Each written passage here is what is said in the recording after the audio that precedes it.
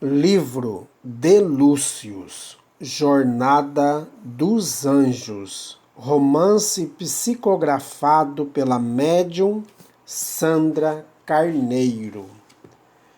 Capítulo 34. Naquele dia, a sala fervia pelo burburinho dos presentes. Cardeais, bispos, prelados, mestres e doutores, os mais influentes da Europa, discutiam em tom acirrado. Presidiam as sessões o Papa João XXIII e o rei Sigismundo. Ambos perfeitamente sintonizados com Núbio e seus servidores, assimilavam-lhes as emanações mentais, tomando-as como seus próprios pensamentos. A reunião já ia avançada quando um mensageiro entrou e, falando ao ouvido do Papa, deu-lhe importante notícia. O Papa passou a informação ao rei, que de imediato interrompeu a sessão, informando a todos. Acaba de chegar seu mais destacado representante, Jean Hus, e ordenou ao mensageiro que entre. Sob olhares de reprovação e grande tumulto, Jean apareceu à porta, seguido de Jerônimo. O rei o convidou. Venha, Jean Hus, há lugar bem aqui à frente. Jean caminhou entre os inquisidores até o lugar indicado e sentou-se. Enquanto passava, podia ouvir os sussurros. É muita coragem aparecer aqui. Ele não sabe o que o aguarda. Ele é corajoso mesmo. Terá o que merece. Acomodou-se na cadeira, orou mentalmente, suplicando amparo e força. A reunião daquele dia transcorreu sem surpresas. Entretanto, na manhã seguinte, tão logo Jean Hus colocou os pés no recinto, onde seria conduzido mais um dia de debates e discussões, o Papa ordenou. Jean Hus, diante da mínima possibilidade de o Senhor resolver se retirar de nosso concílio, será detido no convento dos dominicanos até que o chamemos para defender suas ideias. Sem dizer palavra, Jean fitou o rei, que lhe evitava o olhar. Sob os protestos de Jerônimo, Jean foi levado para o convento e colocado em uma cela infecta. Logo que ele deixou o salão, instauraram contra ele um processo inquisidor para que esclarecesse perante aquele concílio suas ideias. De fato, tanto João XXIII como a grande maioria da audiência daquele grupo de clérigos odiavam Jean Hus pela oposição declarada que fazia à situação estabelecida pela Igreja. Jean representava-lhes ameaça à consciência que não suportava a verdade. Iniciou-se assim naquele dia um longo e cansativo julgamento que durou mais de um ano. Jean Hus ficou sob a guarda do bispo de Constança e o transferiram como medida de maior segurança para o torreão do castelo de Contriemben, onde foi preso a correntes. E assim permaneceu dia e noite. Mais tarde foi transferido novamente para o convento dos franciscanos. O concílio condenou as teorias de Wycliffe e, por fim, depois de longos e cansativos dias, apresentaram a Hus o seu tratado à Eclésia, acusando-o de pregar em seu conteúdo a heresia e a insurreição. Depois de todo aquele tempo, Jean já estava consciente do que o aguardava. Escreveu cartas aos amigos, agradecendo a amizade que lhe dedicavam e animando-os por se terem conservado fiéis à verdade. Quando confrontado para que se retratasse frente ao concílio, Jean Hus sustentou seus ideais. Não posso dobrar-me diante de meus irmãos, os quais julgo equivocados. O Cristo é o chefe da igreja e não Pedro, e a minha regra básica de fé é a Bíblia.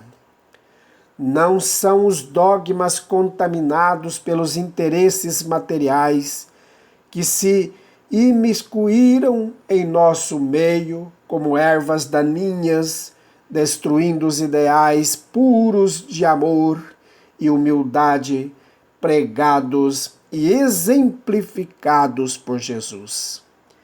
Ele é meu mestre e somente a ele me curvo. Sob ordem de João 23, prenderam-no de imediato e o levaram novamente ao cativeiro. O Papa ordenou recesso até a manhã seguinte, quando se encontrariam no refeitório do convento. Sob a gritaria que se instalara no recinto, o Papa encarou Sigismundo e concluiu: quero encerrar esse julgamento amanhã.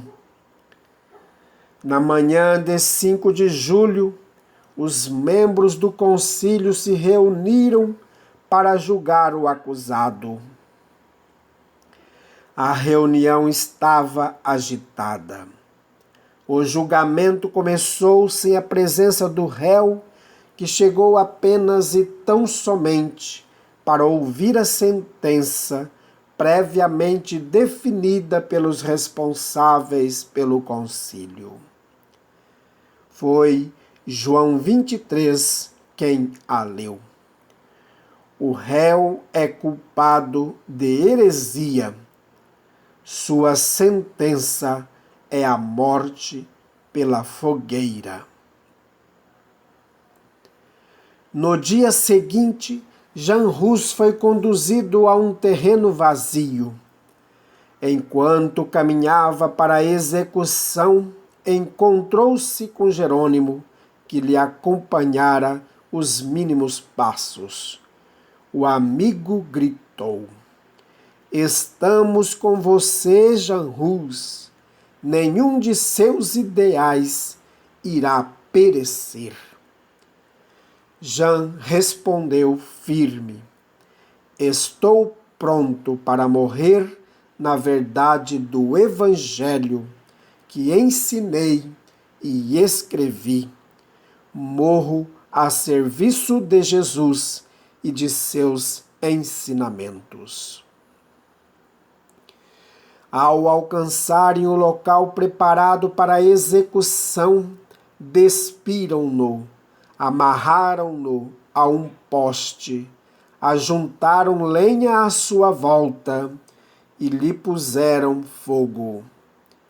Tão logo o amarraram, Janrus viu-se circundado pelas entidades espirituais que o amparavam. Seu olhar se deteve em Elvira, que emitia intensa luz. O grupo de espíritos envolvia o corpo físico de Janrus com intensa energia, anestesiando-lhe os centros nervosos e atenuando a dor do fogo em sua pele.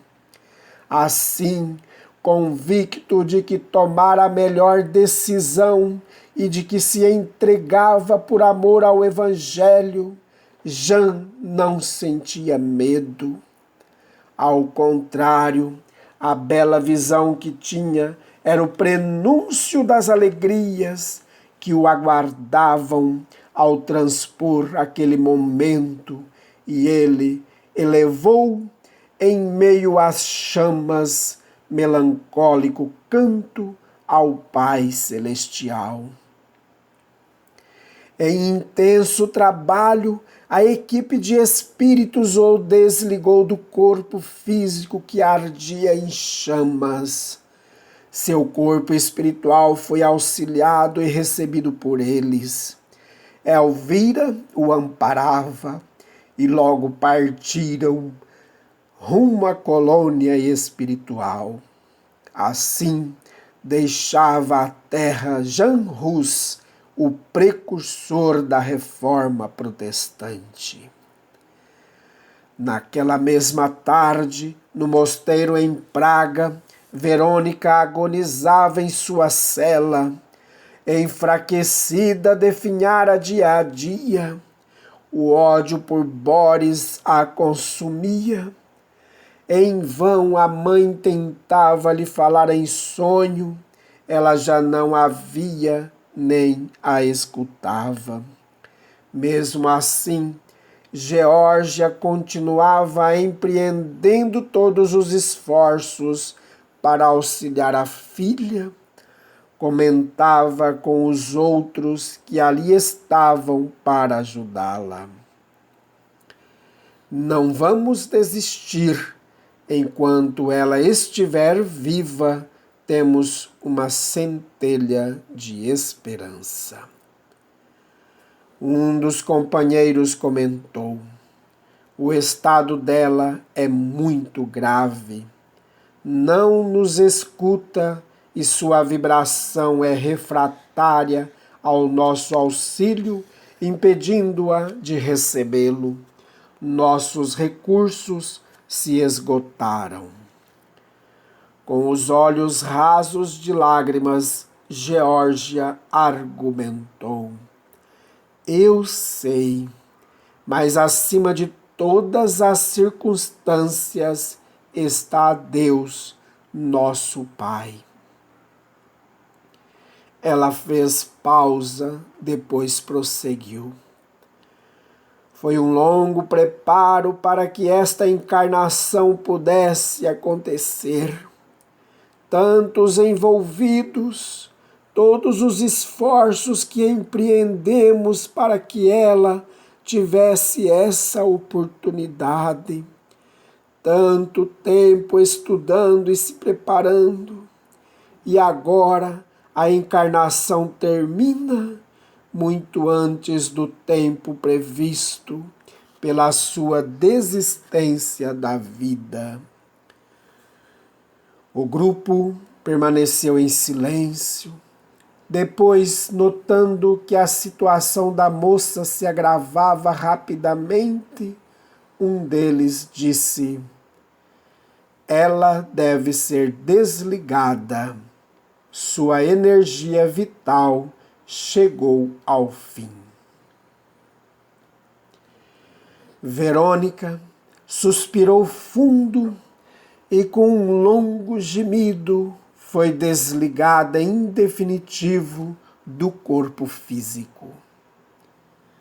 Atordoada e confusa, observou seu corpo e gritou de pavor: Logo, viu as entidades espirituais densas que lhe dominavam o pensamento e os sentimentos, e embora tentasse fugir horrorizada, elas a seguiam dizendo: agora você é definitivamente nossa, não há como escapar, acabou tudo, você nos pertence.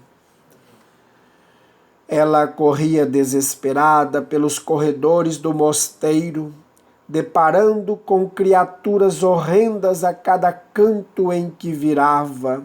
Apavorada, corria ainda mais. Em vão, Geórgia buscava fazer-se visível à filha. Ela não conseguia registrar a presença amorosa da mãe. Geórgia orientou os amigos.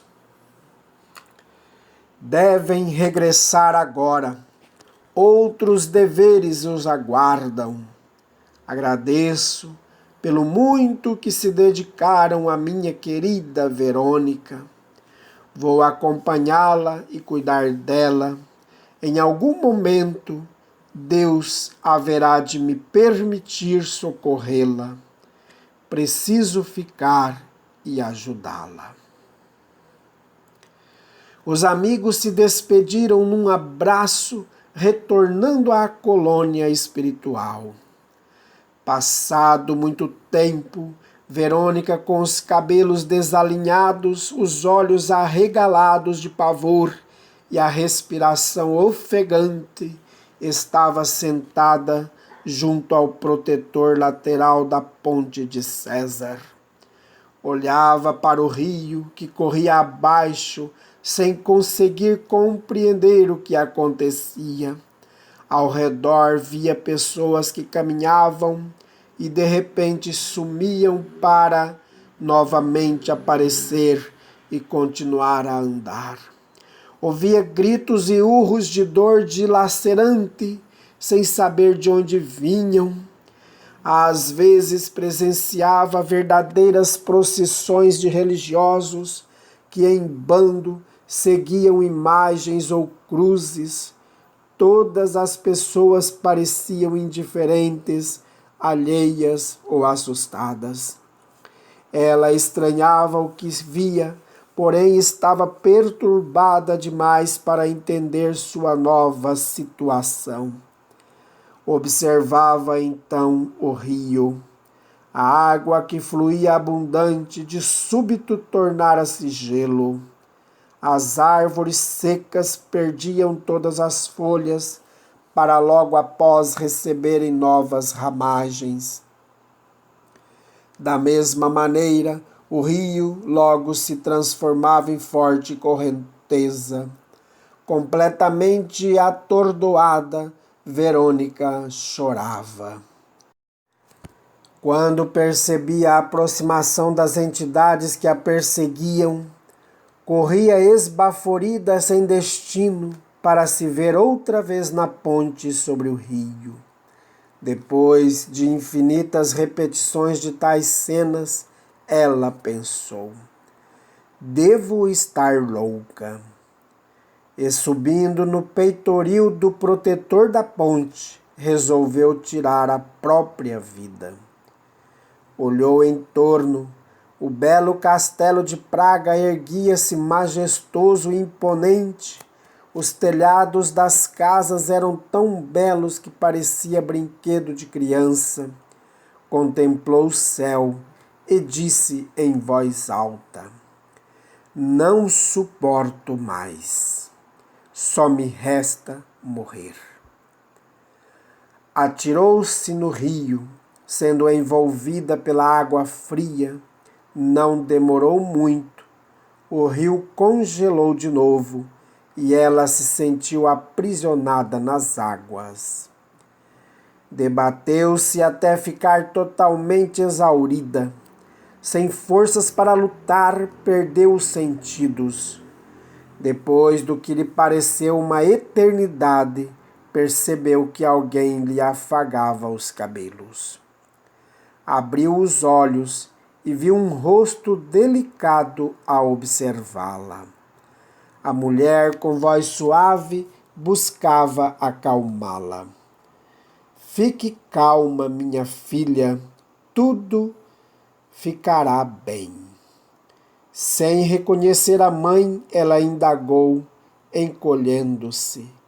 Quem é você? O que quer comigo? O que aconteceu? Estava no rio e agora estou aqui. Georgia estendeu a mão, mas Verônica retraiu-se assustada, insistindo. O que houve? Como saí do rio? Por que não morri?